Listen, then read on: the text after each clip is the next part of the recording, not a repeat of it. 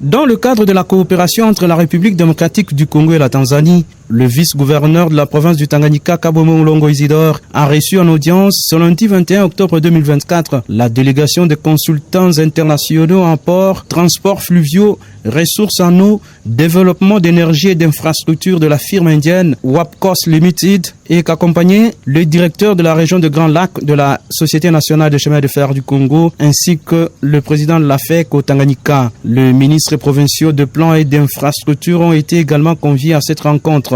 Cette délégation est à Kalemi en vue de réaliser les études de faisabilité sur la réhabilitation et modernisation des ports publics de Kalemi et Moba, projet qui rentre dans le cadre du corridor central.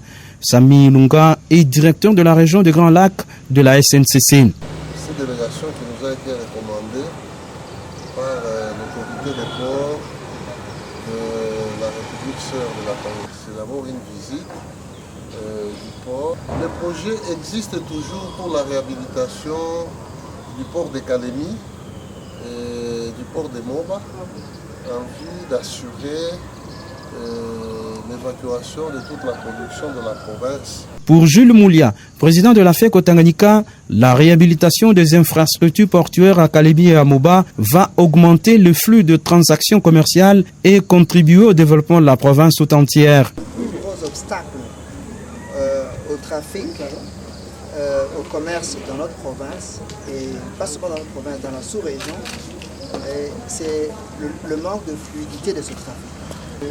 Les opérateurs économiques peuvent qu'être heureux d'apprendre qu'une telle initiative existe. À ces jours, d'après la SNCC, entre 45 et 60 fois, c'est la moyenne mensuelle d'accostage de bateaux au port public de Kalemi, avec une moyenne d'entre 6 000 et 7 500 tonnes de marchandises en importation. Et ces données pourraient être revues à la hausse avec la réhabilitation et la modernisation du port public de Kalemi. Moins de 10 bâtiments flottants ont actuellement comme port d'attache Kalemi et plus d'une dizaine proviennent d'Uvira au sud Kivu, de la Tanzanie et du Burundi, précise le commissariat lacustre Bief supérieur. La modernisation du port de Kalemi vraiment est conditionnelle parce que c'est un port textuellement un port international.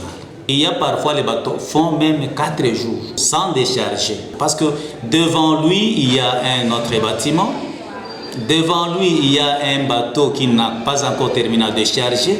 Il faudra signaler que 5 pays de la sous-région, dont le Burundi, la Tanzanie, la République démocratique du Congo, font partie du corridor central. Ces 3 États forment un important axe routier pour leurs économies respectives.